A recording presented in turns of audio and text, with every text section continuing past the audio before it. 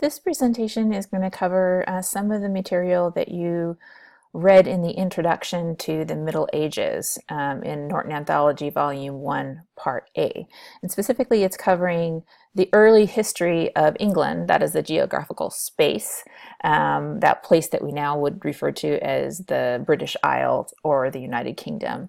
And it's covering the period roughly 650 to 1100. What I encourage you to do before you watch this presentation is to print out the timeline, and if you want to take notes as we're moving along, this is just going to kind of reinforce some of the material that you read in that introductory section. So the first inhabitants of Britain were the Celts.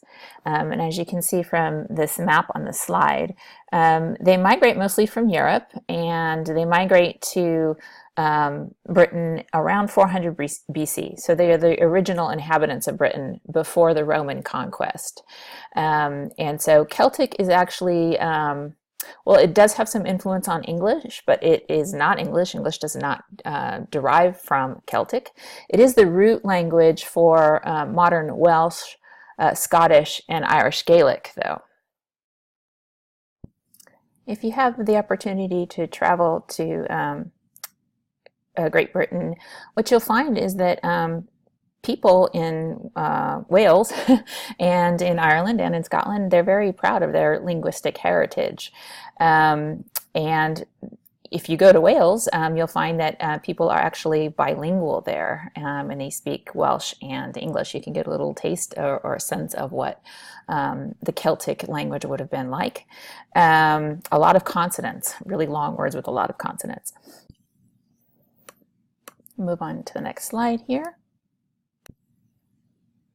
So most of the information that we have about the Celtic people comes from Greco-Roman accounts. So for example, when Julius Caesar travels to Britannia to conquer the island, he writes a commentary on the Gallic War, and he said that the ancient Druids, which were an ancient order of priests, practiced human sacrifice. And so in this first slide, you see a wicker man, and a wicker man would be built out of wicker, and then inside they would place animals and presumably humans, and then burn the figure as a sacrifice to the gods.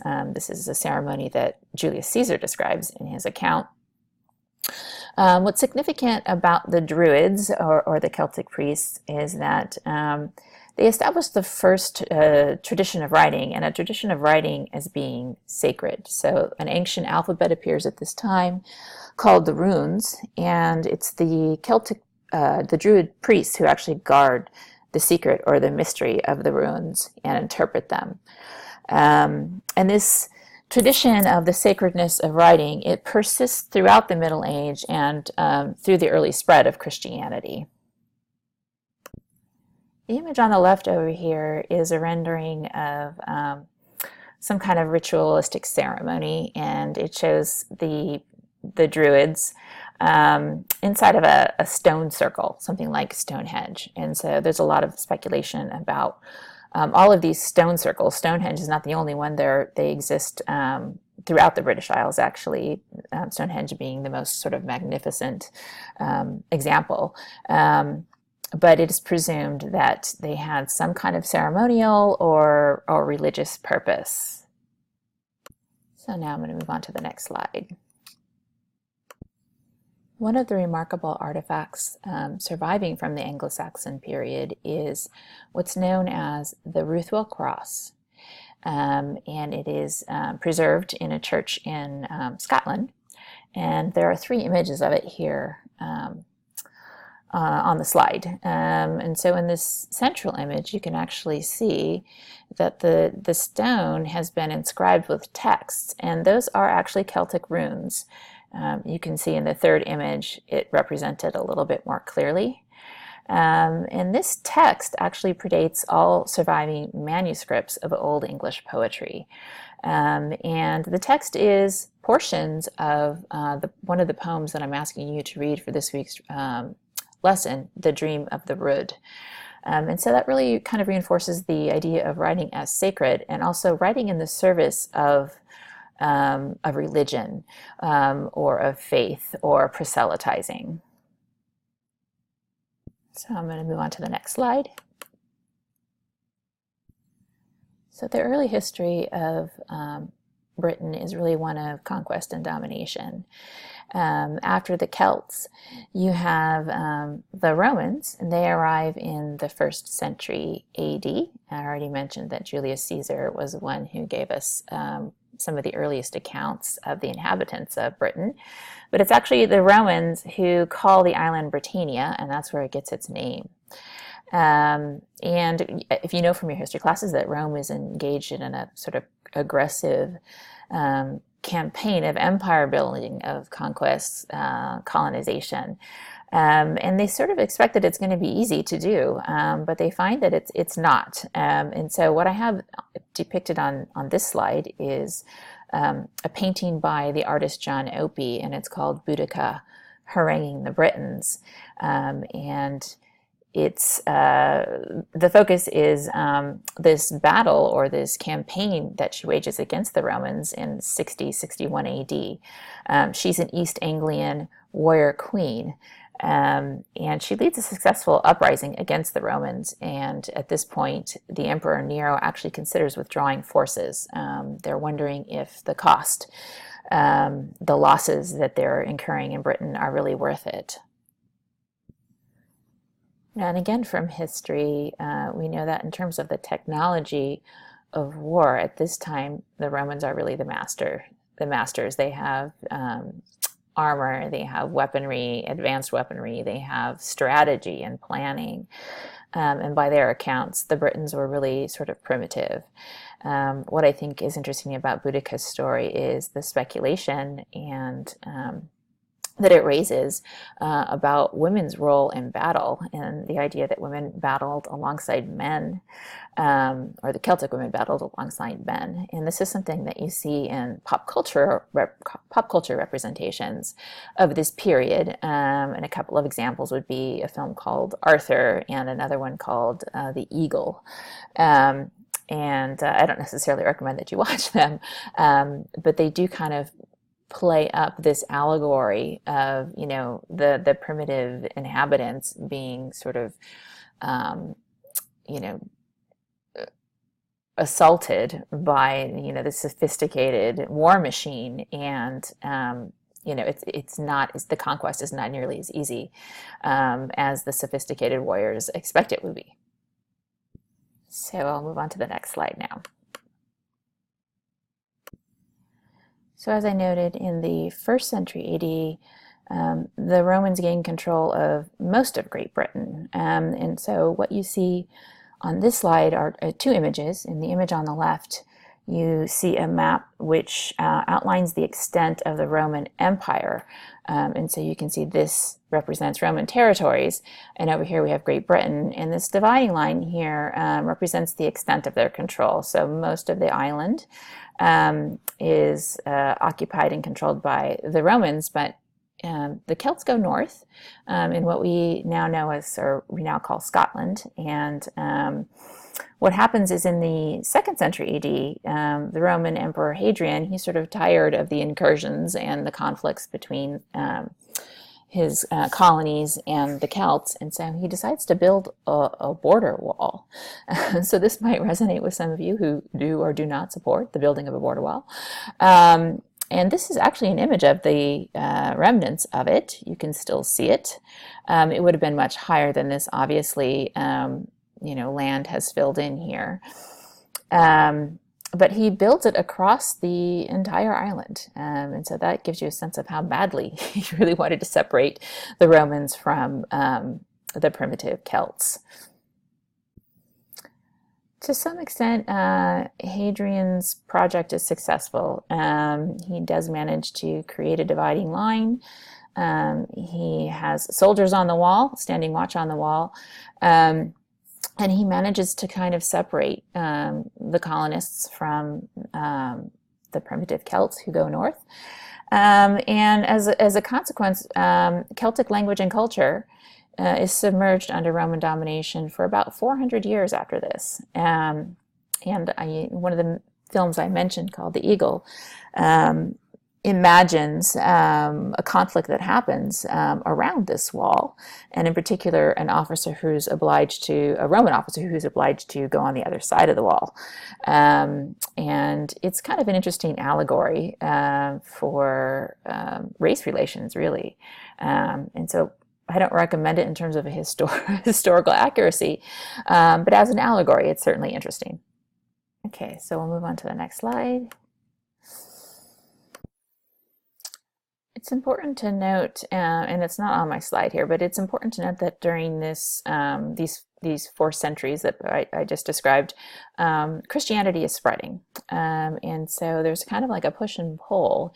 In the 4th century, the Roman Emperor Constantine converts to Christianity, and all the Britons become Christian for a very short period of time. And then what happens is, in the 5th century, the next wave of conquest.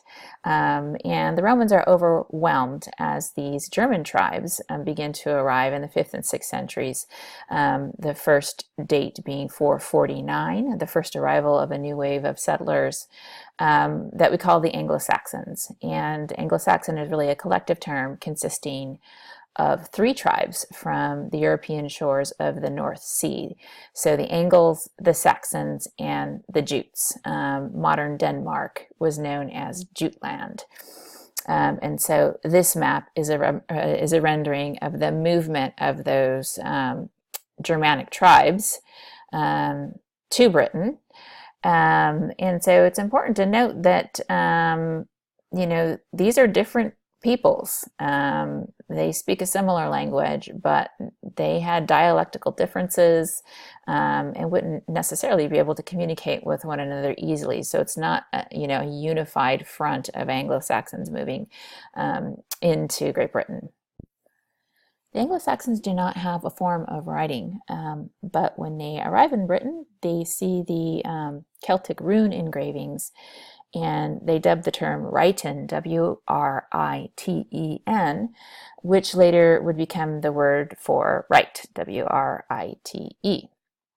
I have a little note over here on the side. The story that you're going to be reading for next week, Beowulf, it represents a conflict that happens over here prior to the settlers relocating to Britain. It describes the conflicts between the Geats from southern Sweden and the Danes from an island off the coast of Denmark. And so it's not describing events that transpire in England. And so it really gives you a sense of the longevity of narrative. These stories were not written down. They were memorized and they were transmitted orally. And so this story, originates here, and it's brought to Britain, and then many, many years later, it survives only because monks decided to copy the story down. I'm going to advance to the next slide.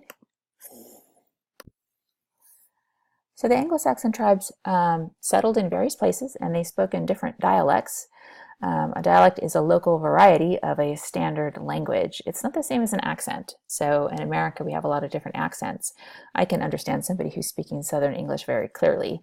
That might not have been the case for these tribes who are settling in Britain for the first time. But you can see over here on the right a map showing these different territories of where the tribes settled.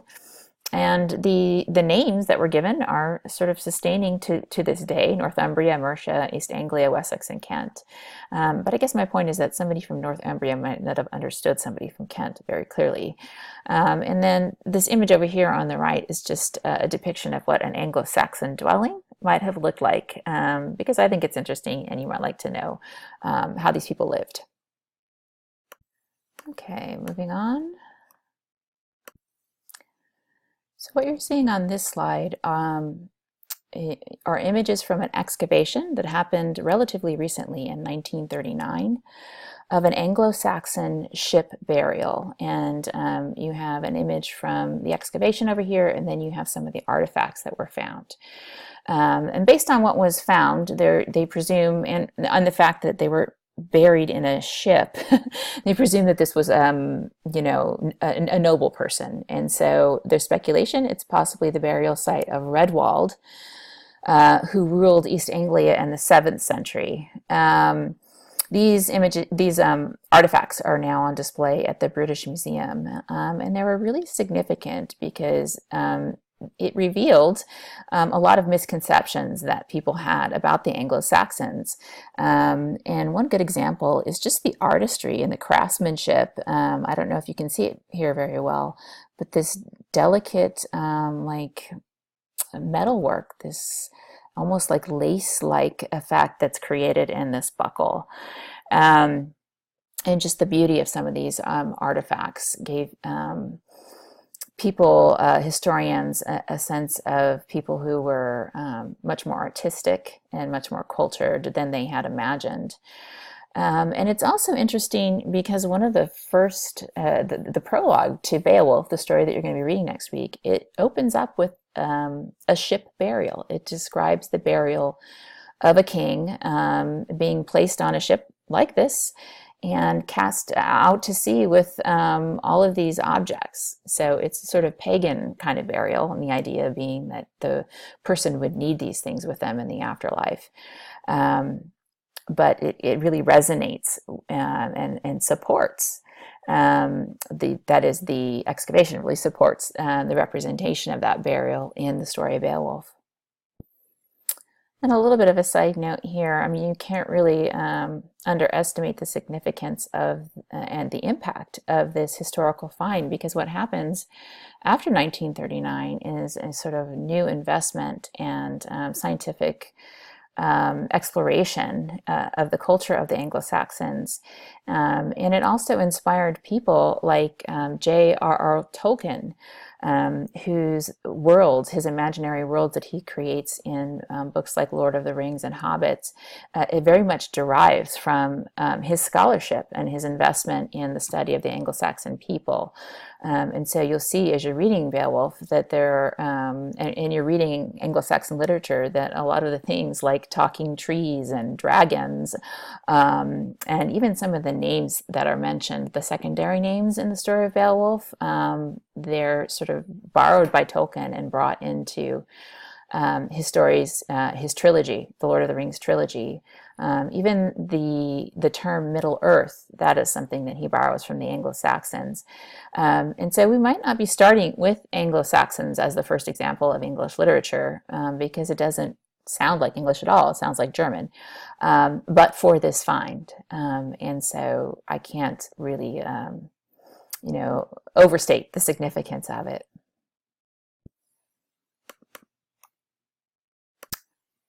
So as I said, the Anglo-Saxons do not arrive in Britain with a form of writing.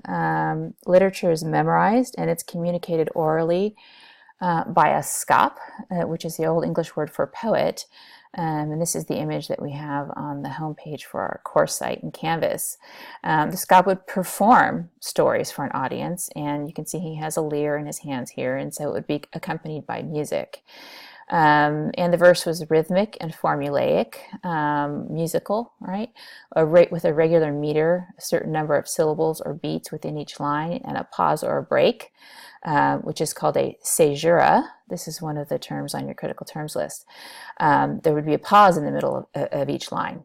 It was also highly alliterative, and so there would be repetition of consonant sounds within verse lines. And so all of these devices would help facilitate the memorization of longer verse narratives. But when you read the story of Beowulf next week, I think you'll be, sort of amazed when you think about somebody memorizing this long story and actually repeating it for an audience again and again. But as I said on the homepage, a scop was a very well-respected member of the community, and this was sort of an important part of community storytelling. It would be kind of like going to the movies or something like that, as equivalent today. So you have the scop over here, and then on the right-hand side, this is a rendering of part of the story of Beowulf when Hrothgar's hall is being erected. And again, on another side note, part of the challenge of presenting Anglo-Saxon literature is that, it looks like and it sounds like German, and word order and syntax isn't, consistent with, modern English. And so the challenge is when you translate Anglo-Saxon stories into modern English, a lot of these devices are lost. It's that sort of rhythmic, formulaic aspect of it, the musicality of it. And so it really is a challenge for a translator to be able to communicate the meaning of the story and at the same time try to preserve some of these devices and features of the narrative that would have made it a performative piece.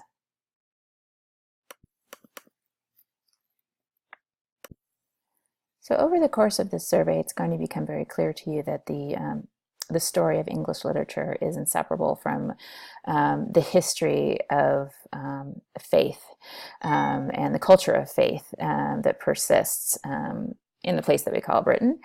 I had mentioned that briefly in the 4th century, the Emperor Constantine converts to Christianity and Britons convert. The Anglo-Saxons then arrive and Christianity disappears for 150 years. In 597, St. Augustine, who is the first Archbishop of Canterbury, he arrives on the island and he brings his missionaries and they convert the Anglo-Saxons to Christianity. And what's really important to note is that there were no books prior to Christianity. So the missionaries bring the Roman alphabet, Latin, and they bring the tools of writing, ink, parchment, vellum, animal skins. And so, again, the sacredness of writing was something that I mentioned before. And now you have, Christians who are sort of controlling the writing. And so you see this tension in Anglo-Saxon poetry and in stories like Beowulf between two different belief systems or two different cultures. Or maybe it's another way of thinking about it is, I don't want to say propaganda, but using the stories in a way to bridge these two different faith systems and to proselytize and to bring people into a new way of understanding or a new faith. And so it's something that I want you to look for, this tension between these two different belief systems, the pagan and the Christian, and to be aware. Writing was controlled very much by the church. They had the means, ink, parchment, vellum, animal skins. This would have been expensive, and the education that was necessary, that was very exclusive to the monks and missionaries who were coming to the island. And so these stories are very much controlled by the Christians, and what they decide to write is very much, you can see Christianity inflected in everything. The image on this slide is an artist rendering of Augustine, the first Archbishop of Canterbury, approaching one of the noble Saxon leaders. I'm going to advance to the next slide. So this is also on your timeline. An important historical figure is Alfred the Great. He was leader in Britain from 871 to 901. He actually was the first king to unite the kingdoms of southern England under a single leader, and that was him. He was a great patron of literature, and he translated himself many works from Latin into Old English. He also created a school to educate nobility, to create a literate nobility. And the Anglo-Saxon Chronicle, which is a history of the Anglo-Saxon people, is written at this time, and he was instrumental in that. This is an image of him debating with the monks about the writing of the Anglo-Saxon Chronicle. And so he's an important figure, but again, it's important to note that this is when Old English stories begin to be written down after the wholesale conversion of the Anglo-Saxon people to Christianity.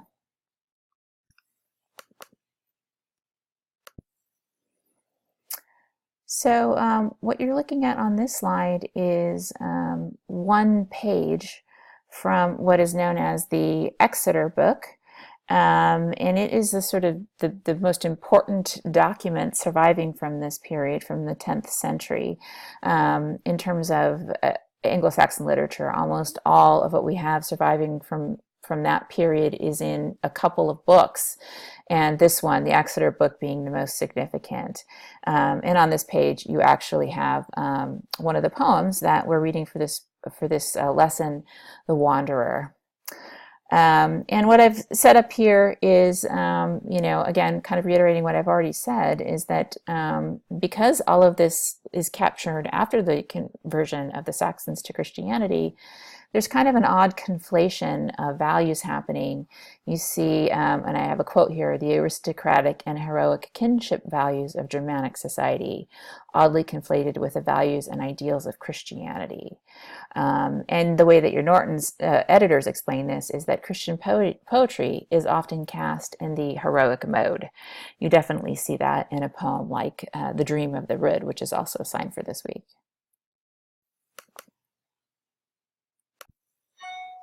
I think it's important for us to have a starting point in terms of what we mean when we're talking about Anglo-Saxon culture and values.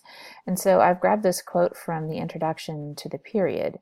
And your editors there are noting that, even though the heroic world that's represented in poems like Beowulf is very remote from the Christian world of Anglo-Saxon England, the period after the arrival of the missionaries, that the clergy, the monks who copied these stories down, were obviously inspired and fascinated by the code and the culture. And that's the world that's reflected in Old English poetry and in a narrative like Beowulf. I'm going to read the quote. "Nations are reckoned as groups of people related by kinship rather than by geographical areas, and kinship is the basis of the heroic code. The tribe is ruled by a chieftain who's called a king, a word that has kin for its root. A lord, a word derived from the Old English hof, loaf, plus weird, protector, surrounds himself with a band of retainers, many of them his blood kindred, who are also members of his household. He leads men in battle and rewards them with spoils. Royal generosity was one of the most important aspects of heroic behavior. And in return, the retainers are obligated to fight for their lord to the death, and if he's slain, to avenge him or to die in the attempt. Blood vengeance is regarded as a sacred duty, and in poetry, everlasting shame awaits those who fail to observe it." And so this quote touches on a lot of the poems and also on Beowulf that we're reading in these first couple of weeks. And so the idea that kin is crucial and important. So we have two elegies that we're reading for this week, "The Wanderer" and "The Wife's Lament." And both of these people are rekas, they're outcasts, they're exiles, and their grief is derived directly from the fact that they've lost their kin. They have no connection, they have no family. Another point that's brought up here is the role of the king, and you'll see in Beowulf a lot of references to good kings and bad kings, and the poet is trying to give you a sense of character by implying these comparisons. And what really makes for a good king is generosity, that he's a gold giver, and that he's very generous in the mead hall, and rewards his thanes with things like armor, with weapons, and these objects have a legacy and importance of their own, almost like kin. And then the obligation of the thanes to the Lord, that's very important. And if you've seen any of the Lord of the Rings trilogy, you see a lot of this sort of brotherhood and bonding and this sort of homosocial aspect of Anglo-Saxon culture reflected in those stories. But one of the things here that's also referenced is the duty to avenge your kin when they die in battle. And this is a term called Wehrgeld, Wergild, which literally means the man price. So the loss of a life, it has to be paid with a loss of a life. That's the man price, or it has to be paid with gold. And if that doesn't happen, everlasting shame. And so that's another theme that you'll see resonating through Beowulf next week.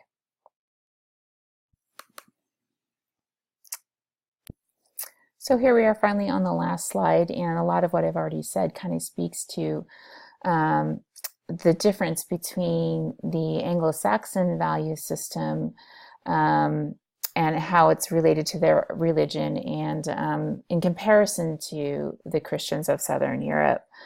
And so Southern Christians, they regarded life on earth as a short period of pain and sorrow that was to be followed, they hoped, by a joyous afterlife in heaven. I mean, that's the message of Christianity. And in contrast, the Celto-Germanics, that's what we'll call them because it's kind of like a hybrid of those two cultures, they ate and drank and raped and pillaged, right? They were a little bit more pessimistic about the afterlife. They're much more concerned with the temporal world, not the hereafter. As I mentioned before, they were polytheistic, taking delight in sensual pleasures, material objects. This is definitely reflected in burials and practices such as ritual sacrifice. Pagan Saxons believed that when a warrior was killed in battle, these semi-divine maidens, the Valkyrie, would swoop over the battlefield and take them up to Valhalla, where they would continue to kind of do what they were doing on Earth, right? Fighting, eating, and drinking. And so you can really see the contrast and the tension between these two different value systems, which is probably one of the most interesting points of connection in the literature that we're going to be reading for the next couple of weeks. And so for our final image here, I have a copy of a painting by Emil Doppler, which is called Valhalla, and it was painted in 1905. And I think it's interesting because you can see that most of the figures here are male, and this would be a mead hall, maybe a really elaborate and nicely appointed mead hall, similar to the one that's described in the opening of Beowulf when they're talking about Hrothgar and the mead hall that he builds and the community of men surrounding Hrothgar.